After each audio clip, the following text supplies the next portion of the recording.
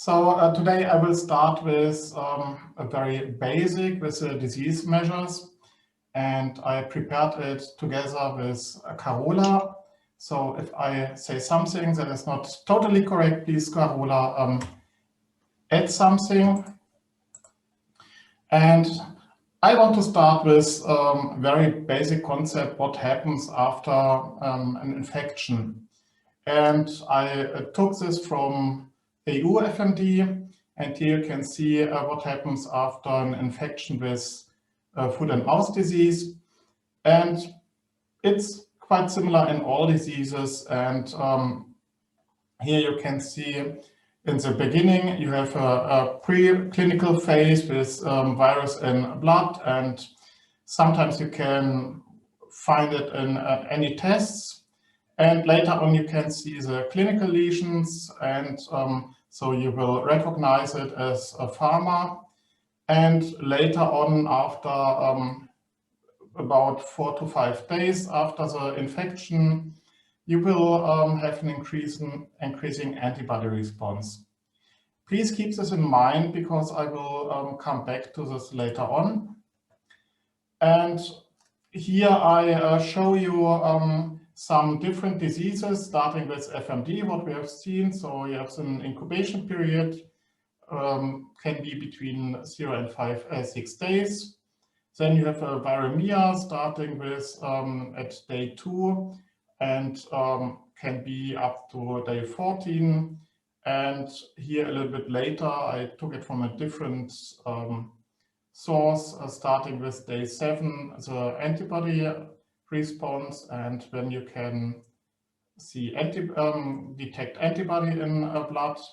And you can see for different diseases it can be different. And I pick here Luton virus, and you have an incubation period between 5 and up to 10 days. And then you have a viremia that is normally up to 35 days, but sometimes in experiments they have it up to 60 days. And there's a special issue with BTV. You can detect PCR positives for a very long time, and for up to 220 days, even if there's no viremia anymore. And you have antibody positives for lifelong. Schmallenberg virus has a very short incubation period and very short viremia. So this is very important to keep in mind, that the detection of the disease might be different.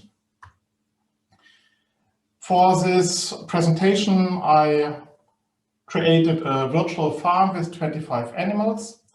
And here you can see, if we would know what really happens, the status of these animals. In red, you have these infected animals, or when an animal is infected, and in green, when it is recovered, and some 2 animals died, so you have 2 dead animals. You can look at it in a different way. This is an epidemic curve, and you can see these infected animals over time and see that in a farm with several animals, it's different than in single animals. And even the number of recovered animals are different over time. And so for that reason, I come to my first question to you. And the question is, what is a case? So would you say a case are clinical signs? A case is only when there's a laboratory diagnostic test positive, can be PCR or antibody, or contact to other infected animals. And I want you to think 2 minutes about the following questions. When do you count a case? What is your opinion on that?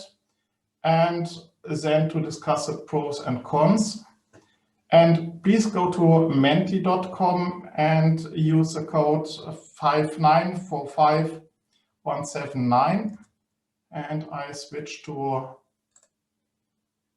Menti. And here you can see it again, and please put in your answer in this. So I will give you 2 or 3 minutes.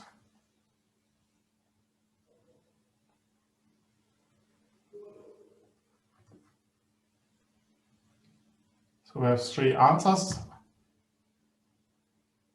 until now.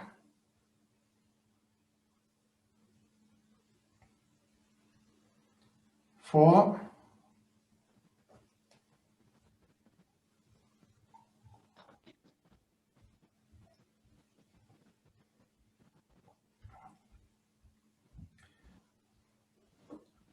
Can you give the code again? So the code is 5945179. You can see it at the top of the presentation.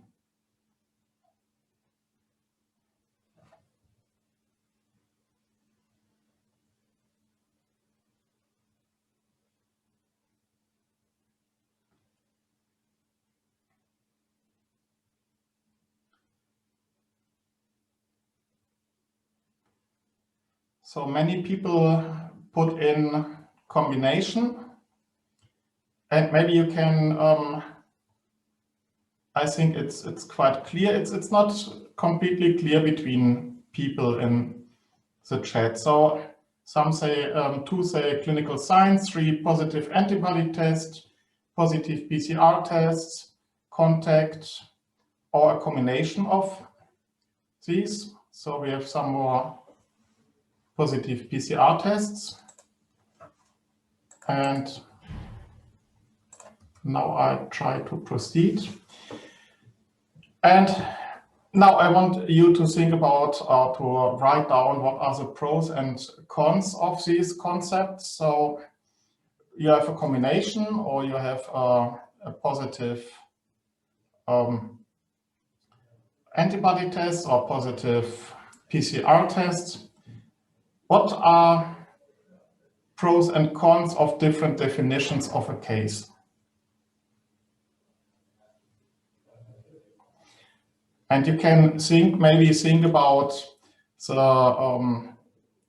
COVID-19, how it works there.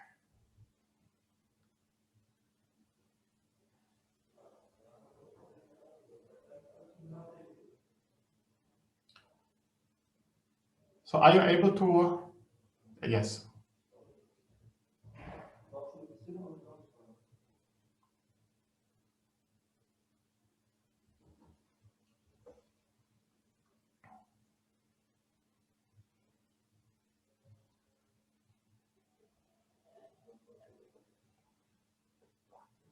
Okay, we have some as answers. Tests might be imperfect.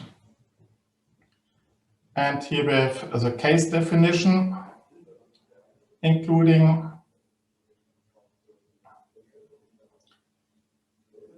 and maybe what happens if different countries, for example, in the COVID, have different definitions.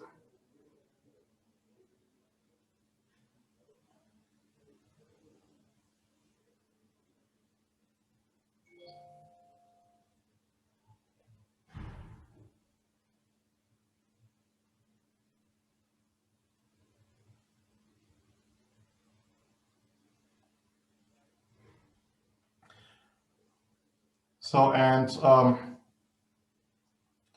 what's quite important is that clinical signs, we have it 2 times. Clinical signs can be similar for multiple infections. So maybe clinical signs alone are not helpful alone. And yes, and antibody is not 100% relevant in case of bovine tuberculosis diagnostic. So cons, some clinical signs are not specific, so we have to prove it with tests to validate. So I think it goes all in the same direction. And here's, it depends on how the case is defined. All can work nicely. Maybe you can, who has written it, can explain it.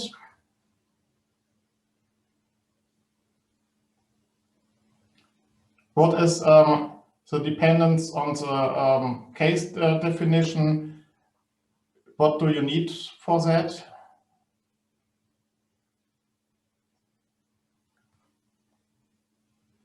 So I think you will need the knowledge on the disease.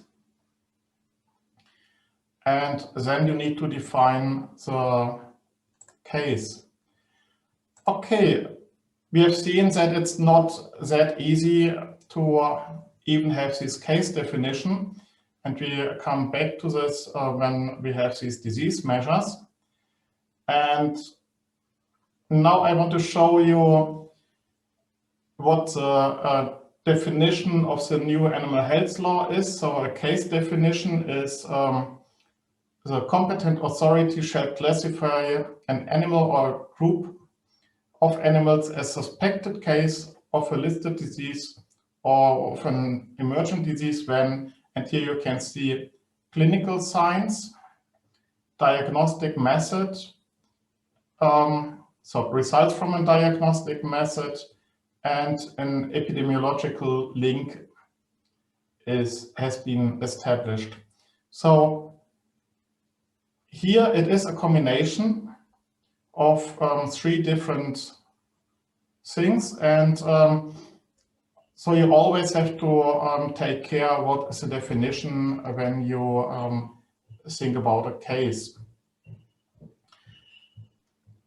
And for the now we come to the first definition. So the morbidity. Morbidity are the number of diseased individuals in a defined period divided by the population at risk. And diseased, we discussed about it. What are diseased animals? And maybe you can write it in the chat.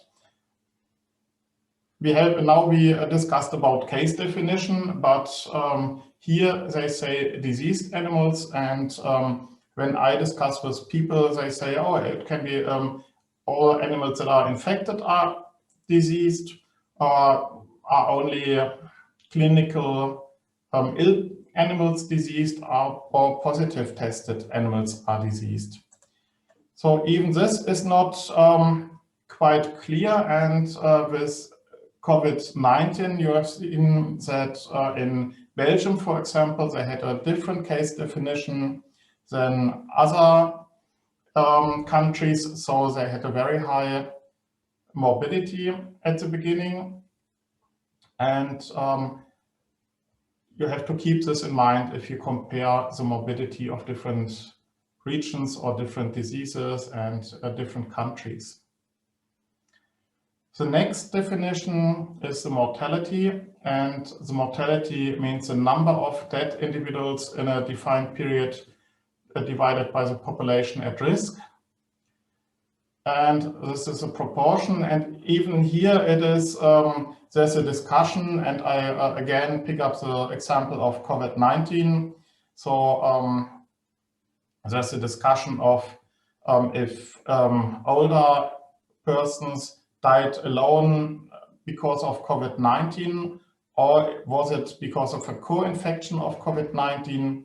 So is COVID-19 the source of the, or the reason why they died, or is it just that it's the additional infection, but the people would have died anyways?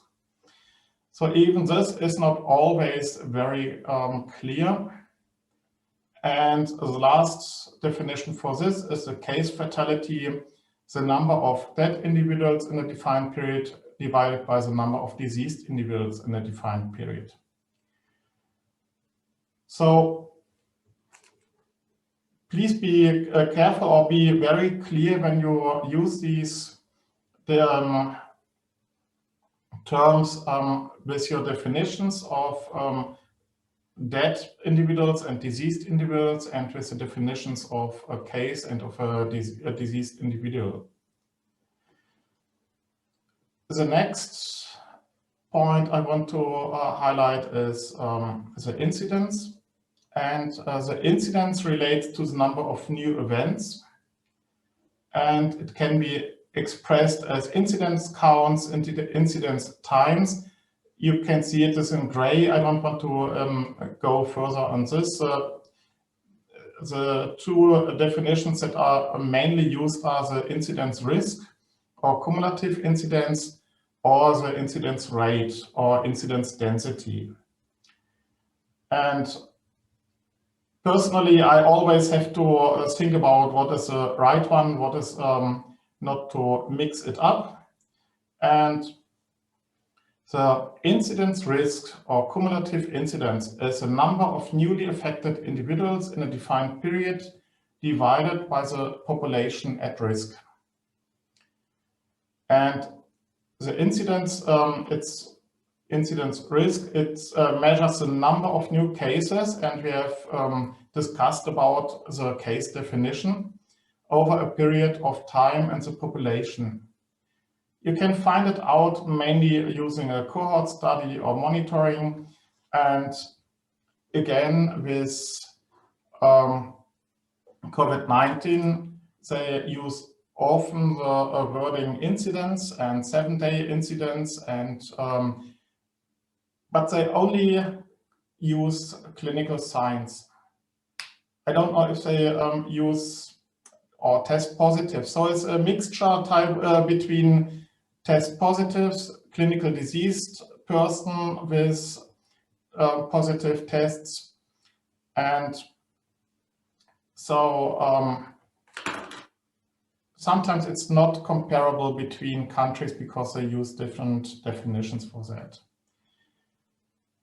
And you have to be careful because often it's called incidence rate, but we come in the next slide, we come to the incidence rate, and the incidence rate is defined slightly different.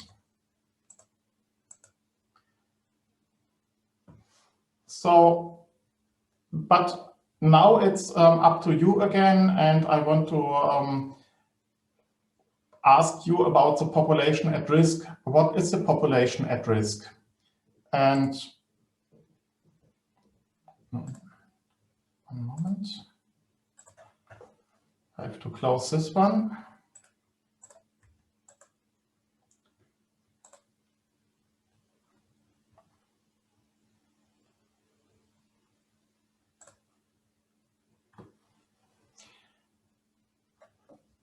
And I want you to tell me what is the population at risk, and please use Menticom and use the code 2134255.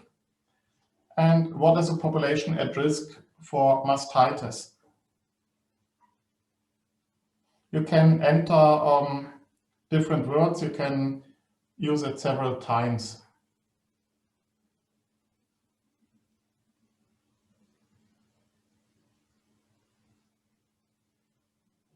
Okay, dairy cows, cattle, goats.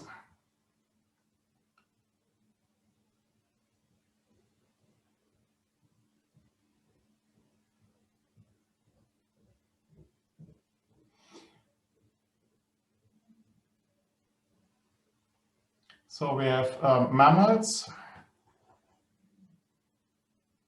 So mammals is quite a broad definition, and even goats and all and cattle is a broad definition.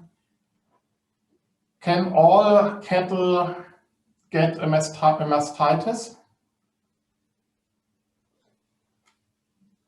So I see some people shaking their head. So no. So here it's getting more detailed. So dairy cows, females, sheep, heifers.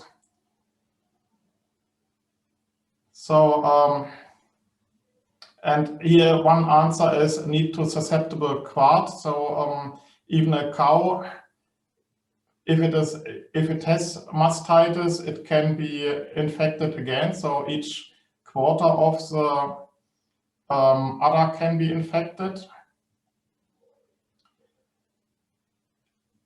But I think the main answer is dairy cows, so cows that are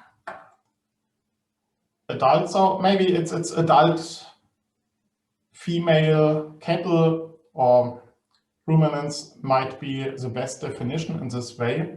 But you can you see that it is very important to define your population at risk.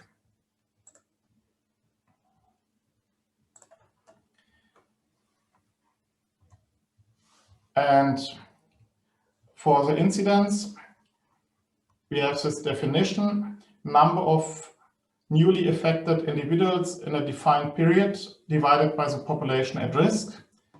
And here we have our cattle population. I've in one farm, and I showed you again.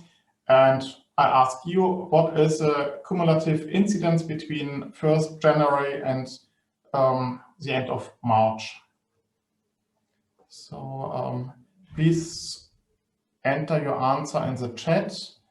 I hope I can see the chat here.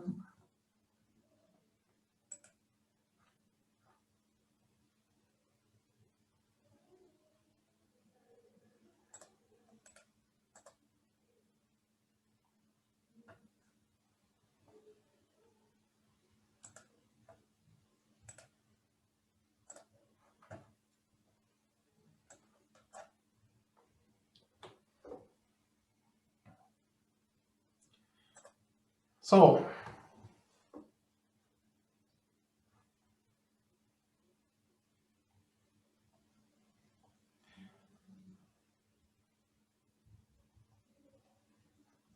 we have now 25 animals and all can be infected. So population at risk is 25. And now we want to have the incidence, incidence risk or cumulative incidence between 1st January and 31st of March. So how many animals are diseased? Okay, 11 out of 25. And there's an agreement. Okay, and how many animals would you detect if only 10% of the infected animals show clinical signs?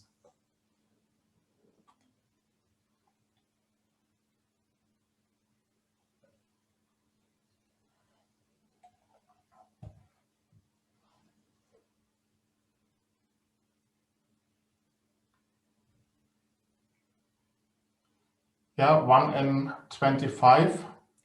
So the question is, when only 10% of the infected animals show clinical signs, how many new cases would have been detected?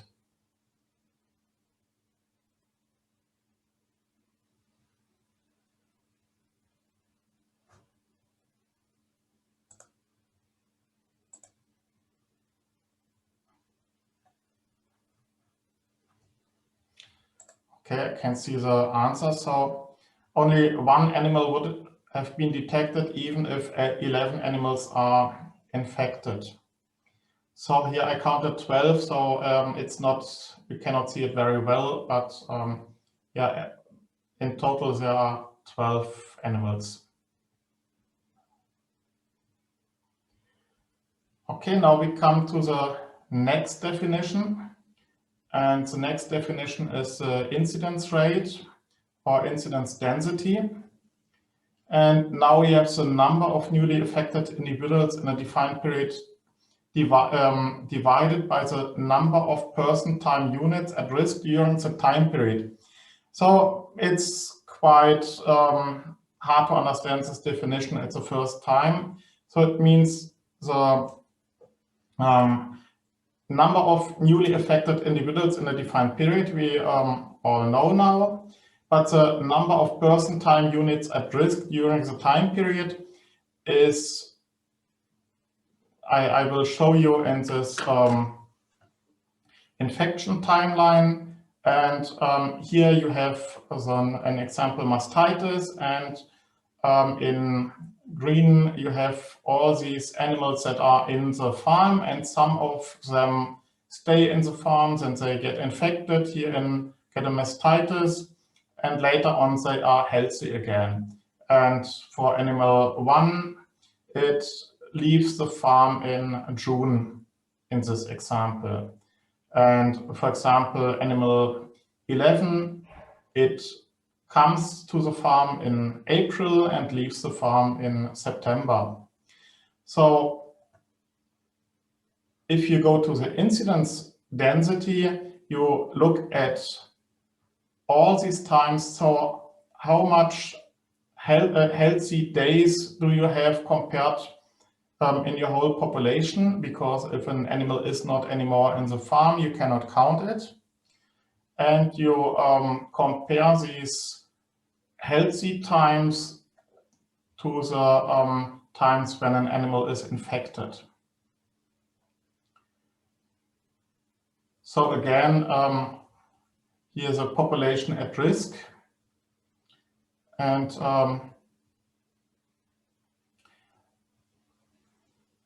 what is the incidence rate and incidence risk in the farm in the whole year? So to simplify it, I please count it by months. So if you have one animal, so you have months for animal 1, it's 1 month, 2 months, 3 months, 4 months, 5 months healthy, and 1 month with mastitis. And what is the incidence rate and the incidence risk in the farm in the whole year? So please, I will give you 5 minutes to check this. And then we would like to discuss on the problems, how it works, and maybe we need to have another time unit.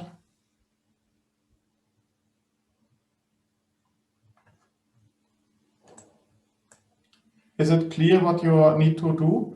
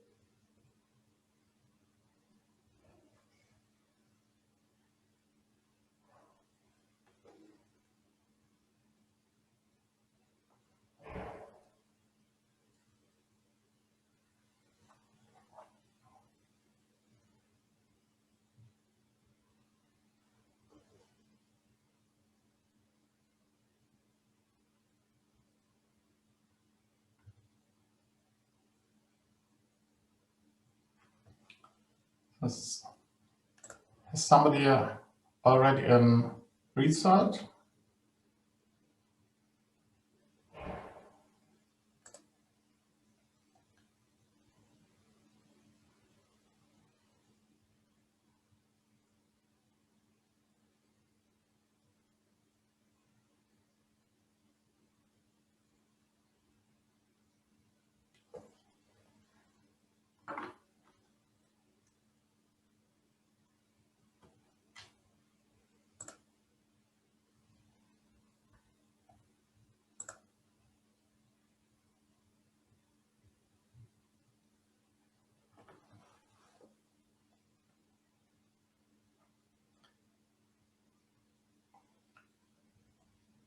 So to support, here you have 5 healthy months, 1 diseased month.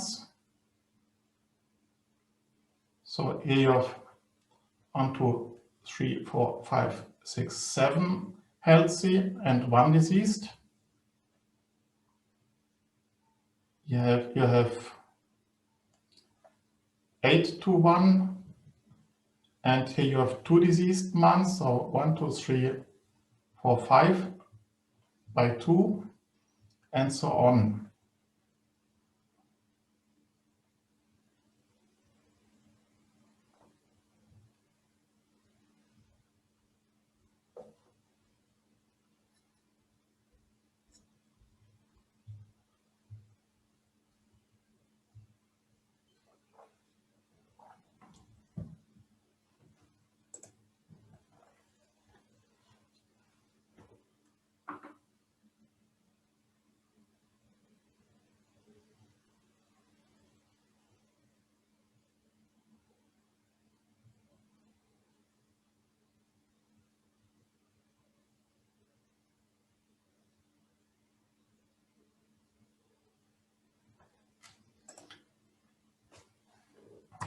So we have 24 diseased months.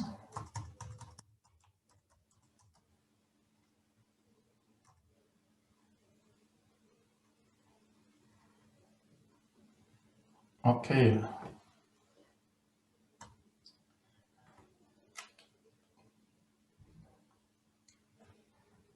Okay, we have the same results. Yes, so incidence risk is 0.76. And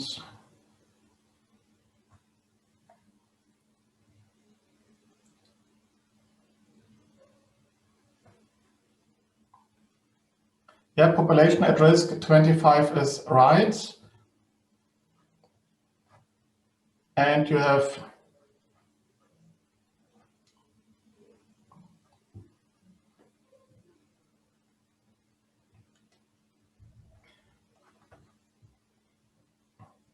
so the incidence risk is 0.75. But now the incidence rate, so incidence density, we need to count all these months, and I've seen that 2 people already have it. It's 0.125. It's about 12%.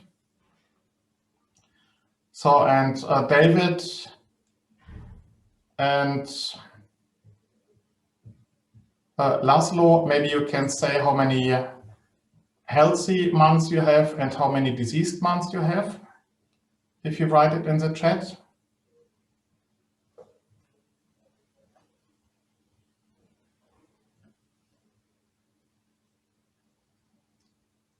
Okay, David here has 20 out of 171, and Laszlo has 23 diseased, divided by 184. Do you count the months where an animal was diseased to the healthy months too, Laszlo? Because you have more than David has?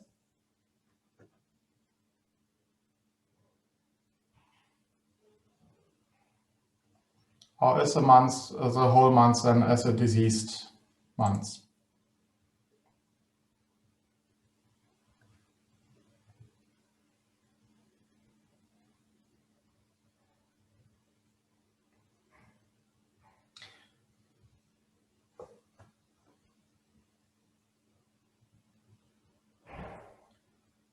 Okay, yeah, that's right. If it covered 2 months, you counted 2. And for the healthy months, if a month is diseased, you count it to the healthy 2 or only to the diseased ones?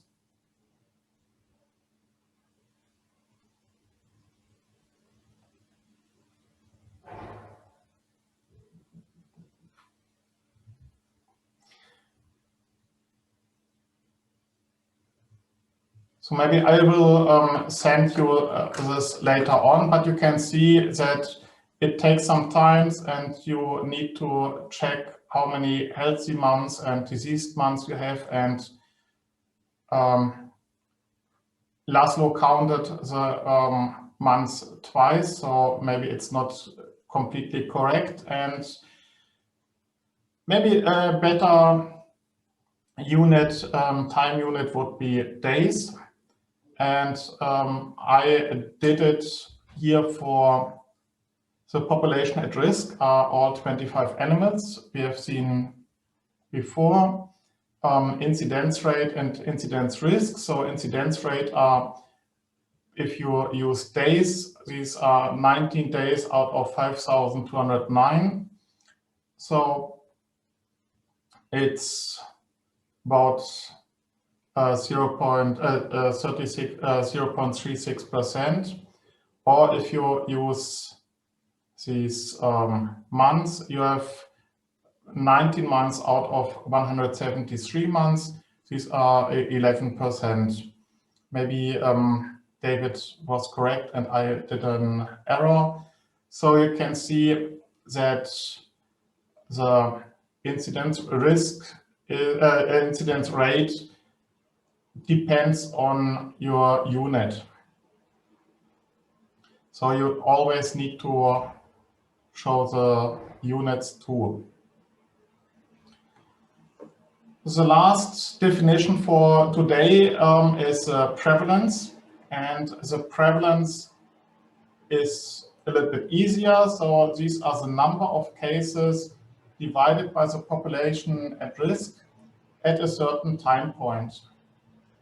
So it's a proportion of a population found to have a condition and the number of individuals with the disease at a certain point. So this is the main difference to the incidence, that you look at a certain time point.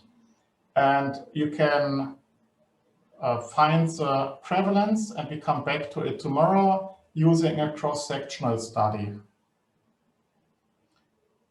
And here, for example, we want to know the prevalence at April the 10th. I added a line, and what is the prevalence? Maybe you can write in the chat. So you make a test. So I've seen 17, but 17, you now need to divide it by the population at risk. So 17 divided by 25. But if you go to your farm and you test all animals and you use both antigen and antibody test, please write in the chat what is the difference.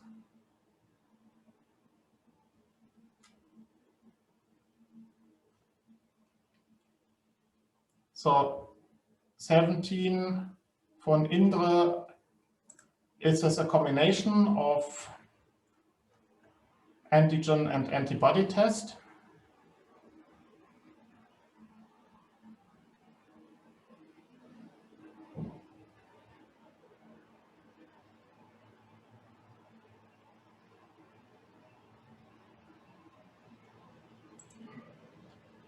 Okay. Shelil writes 16, and it's antibody, but it's 16 divided by 25. So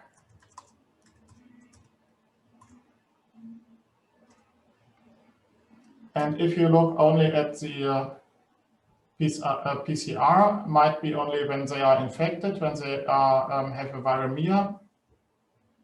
So you have 1, 2, maybe this one, a third one, 2 or 3 out of 25. So you have 2 different prevalences if you use antigen or antibody test.